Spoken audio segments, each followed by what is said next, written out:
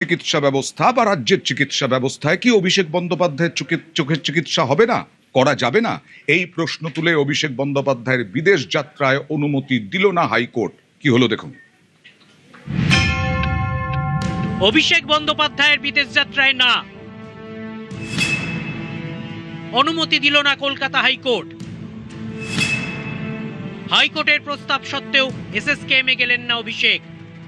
ED আর CBI এর বেষ্টনী থেকে বেরিয়ে পালানোর যে প্রচেষ্টা ছিল সেটা বিচারপতি শেষ করে দিয়েছেন। চোখ দেখাতে আমেরিকায় যেতে চান অভিষেক বন্দ্যোপাধ্যায়। অনুমতি চাইতে সুপ্রিম কোর্টেও গিয়েছিলেন, কিন্তু সর্বোচ্চ আদালত মামলা ফেরত পাঠায় কলকাতা হাইকোর্টে। সেখান থেকেও অনুমতি পেলেন না ডায়মন্ড হারবারের তৃণমূল সাংসদ। এই মামলায় বুধবার বিচারপতি সৌগত ভট্টাচার্য তাঁর প্রাথমিক পর্যবেক্ষণে বলেন, আদালত চিকিৎসা বিশেষজ্ঞ নয়, এসএসকেএমকে বিশেষজ্ঞ চিকিৎসকদের নিয়ে মেডিকেল বোর্ড গঠনের নির্দেশ দেব। বৃহস্পতিবার দুপুর 2টোয় এসএসকেএমে গিয়ে চিকিৎসার নথি দেখান। শুক্রবার আদালতে রিপোর্ট দেবে এসএসকেএম। পরামর্শ মেনে পরবর্তী পদক্ষেপ করা হবে।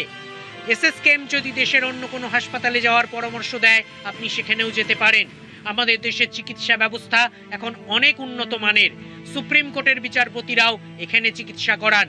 বিচারপতি যখন নির্দেশনামা লিখছেন, তখন অভিষেকের আইনজীবী বলেন, আমার মক্কেল আগে যেখানে চিকিৎসা করিয়েছেন সেখানেই যেতে চান, এসএসকেএম হাসপাতালে যাবেন না। দেশের ডাক্তার, দেশের হসপিটাল সিস্টেম, চিকিৎসা ব্যবস্থার উপরে কোনো বিশ্বাস নেই। আপনি সেবাশ্রয় করছেন, আপনি স্বাস্থ্যসাথী কার্ডের কথা বলছেন, আপনি এত মেডিকেল কলেজ তৈরি করেছে আপনার সরকার বলে জ্ঞান দিয়েছিলেন, তাহলে কি পরিষেবা ছিল যে আপনার চোখের চিকিৎসা করার জন্য আমেরিকায় যেতে হচ্ছে?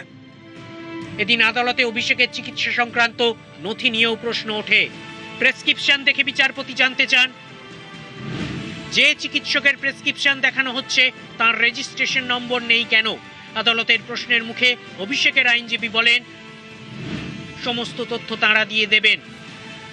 রেজিস্ট্রেশন নাম্বার নেই। এই রেজিস্ট্রেশন নাম্বারটা যে কোনো ডাক্তারবাবুদের প্রেসক্রিপশনে যদি পেশেন্টকে ট্রিটমেন্ট করতে হয়, এটা ম্যান্ডেটারি। এখন সেটা নেই, এটা কোর্টের কাছে পয়েন্ট আউট হয়েছে। গভর্নমেন্টের নিয়ম অনুযায়ী কিন্তু প্রত্যেকটা প্রেসক্রিপশনে ডাক্তারের নাম এবং তার রেজিস্ট্রেশন নাম্বার দুটোই থাকা একদম অত্যাবশ্যক।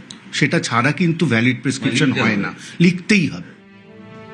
বুধবারের সওয়াল জবাবে অভিষেক বন্দ্যোপাধ্যায়ের বিরুদ্ধে কেন্দ্রীয় এজেন্সির তদন্তের প্রসঙ্গ ওঠে। বিচারপতি সৌগত ভট্টাচার্য বলেন, অভিষেক বন্দ্যোপাধ্যায়ের বিরুদ্ধে প্রায় 16টি মামলা আছে। কালকে যদি নোটিশ পাঠিয়ে হাজিরা দিতে বলে, তখন কি করবেন? অভিষেকের আইনজীবী যুক্তি দেন, সেই জন্যই সীমিত সময় 3-4 সপ্তাহের জন্য অনুমতি চাওয়া হচ্ছে। আদালতের সমস্ত নির্দেশও মেনে চলা হচ্ছে। বিচারপতি সৌগত ভট্টাচার্য প্রশ্ন করেন, কণ্ঠস্বরের মামলায় আপনার মক্কেলের বিরুদ্ধে আদালতের নির্দেশ অমান্যের অভিযোগ তুলেছিল রাজ্য। শেষ পর্যন্ত এবারও বিদেশে যাওয়ার অনুমতি পেলেন না অভিষেক বন্দ্যোপাধ্যায়। এর আগে ডিজে মামলায় বিচারপতি সৌগত ভট্টাচার্যের এজলাসেই বিদেশ যাওয়ার অনুমতি চেয়ে আবেদন করেছিলেন তৃণমূল সাংসদ। সেবারও আর্জি খারিজ হয়ে গিয়েছিল। অর্ণব হাজরা, নিউজ 18 বাংলা। বিচারপতি কি বললেন? এসএসকেএমে যেতে, বিশেষজ্ঞ কমিটির পরামর্শ নিতে, পরশুর মধ্যে চোখের রিপোর্ট দিতে। আমরা দেখাবো এসএসকেএম হাসপাতালের চক্ষু বিভাগে কারা কারা রয়েছেন। দেখুন, এসএসকেএম হাসপাতালের চক্ষু বিভাগের প্রধান শুভ্রা নাগ, চিকিৎসক হিসেবে রয়েছেন স্মৃতি রানী শ্রীবাস্তব, জয়া বিশ্বাস, অর্পিতা দে, সায়ন্তন ঘোষ, শাশ্বত ভট্টাচার্য। এই বিভাগে রয়েছেন সিনিয়র রেসিডেন্ট 8 জন, হাউস স্টাফ 4 জন, পিজিটি 8 জন, মেডিকেল টেকনোলজিস্ট 2 জন। পুরো পরিকাঠামো রয়েছে। স্বনামখ্যাত সুনামী সব চিকিৎসক রয়েছেন। তারপরেও কেন যেতে হবে আমেরিকায়? এই প্রশ্নই তোলা হচ্ছে রাজ্যের পক্ষ থেকে।